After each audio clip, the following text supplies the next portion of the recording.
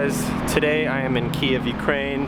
I just got into the city. I took my grandma out. We're gonna go out for a little walk around town and I'm gonna show you guys where I was born. I didn't really show you much of the city. I went straight from Munich to Lviv and now I'm in Kyiv. We're gonna walk around the lower part of the town and then go up. I brought my drone with me, so I hope to have some cool drone shots.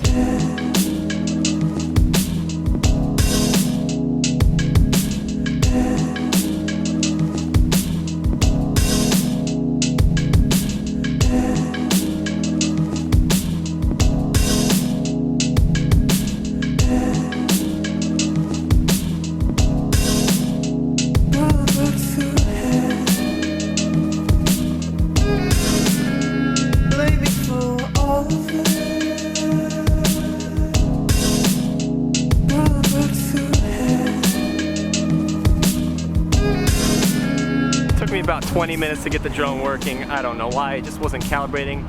But anyways, right now I'm on Postal Square in the Podil neighborhood of Kyiv. There's a bunch of buildings. There's a river port right over here. There's a nice new fountain that they made. So this is like the center of the commercial district in Kyiv. And this is the neighborhood that my dad grew up in.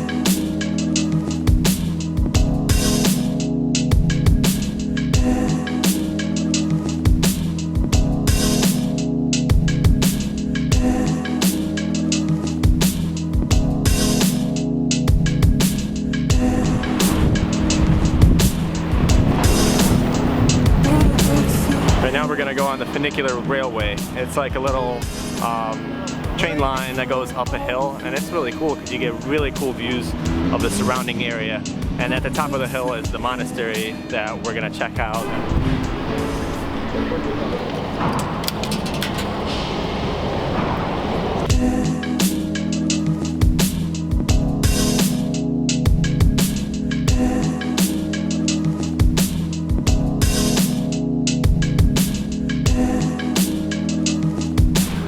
How cool is that, guys? You get to see really cool views of Kyiv from the top of the hill. And there's a little tram car. Just as simple as that. It's only about two and a half minutes long, but it's a really cool way to get up the hill instead of climbing up or taking a taxi or even going up the St. Andrew's Descent. You get to take this little cool funicular.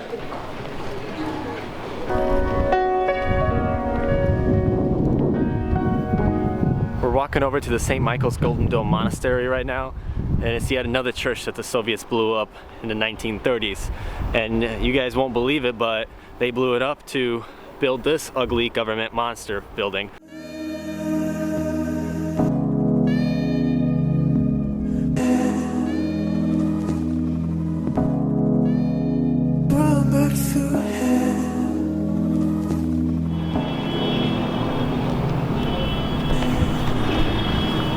Yeah, none of this really existed. Even the bell tower was blown up.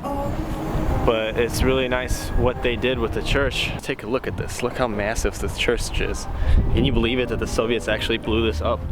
And the Ukrainian community abroad came together and actually rebuilt this in the 1990s.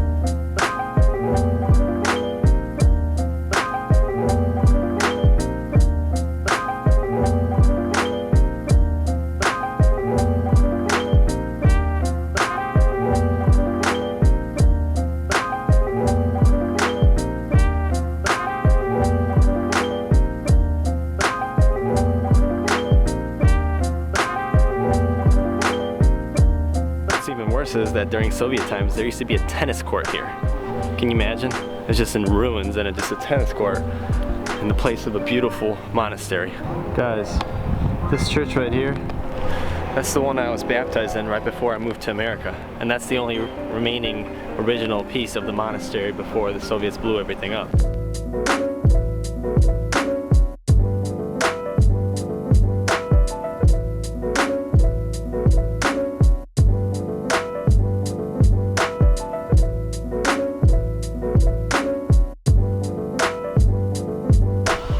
They've incorporated some of the original rock that they found into the new monastery. Look at this chestnut tree. There's so many of them up here. They're so huge too. Chestnut is actually the official tree of Kyiv, and it's like symbolizes the city. Yeah, this monastery is one of my favorite places in the entire city. And I don't think I told you guys this, but I used to write for Wikipedia, and I wrote a huge article back in the day about this entire monastery, and I was just so inspired. And I'll actually link it down below. You guys can check out some of my other work on there. But yeah, I was so inspired, and now I used to write, and now I actually do video blogs about similar topics. So one of the reasons why there's so many churches here in Kyiv is because the city is of great importance to the Eastern Slavs, and it was the capital of an early medieval Eastern Slavic state.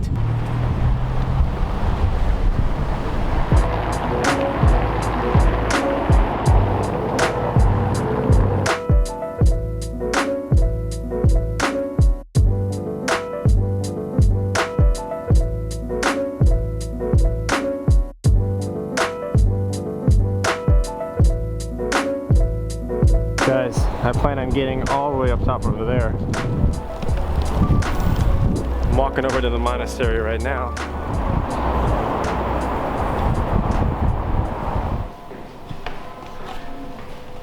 Guys, it's a really, really long way up, and it's a really narrow staircase.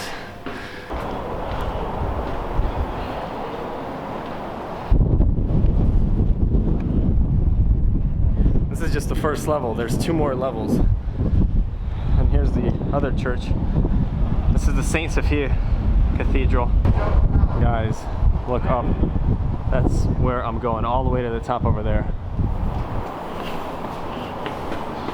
When I was little, I literally refused to climb up these stairs, up all the way to the top portion of this bell tower. And the winds up here give it that extra element of effect. Right over here you can basically see the entire main portion of the city, where the Independence Square is, and the main street, the Kreshchatyk.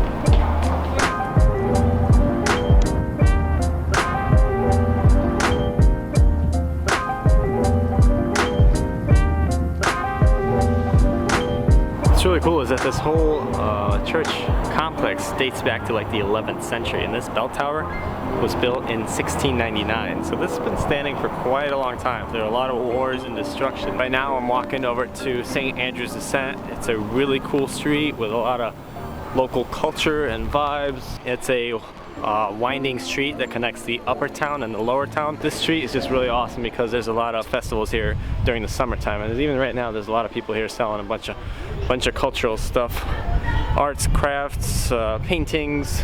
There's basically like a whole artist community here. A lot of artists come here to paint and to sell their work.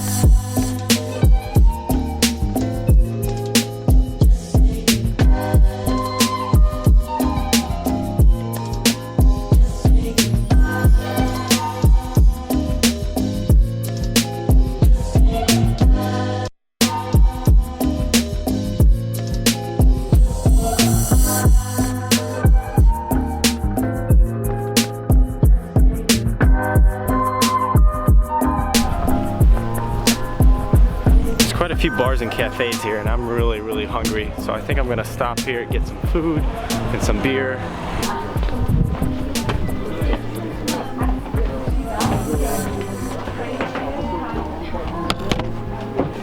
What can I get to eat here?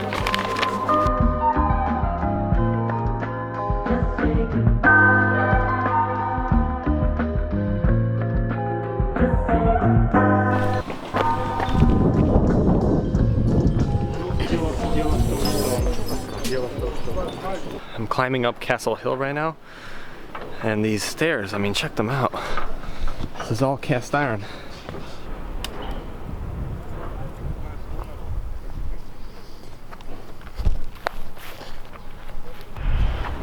Right behind me is a really beautiful view of St. Andrew's Descent.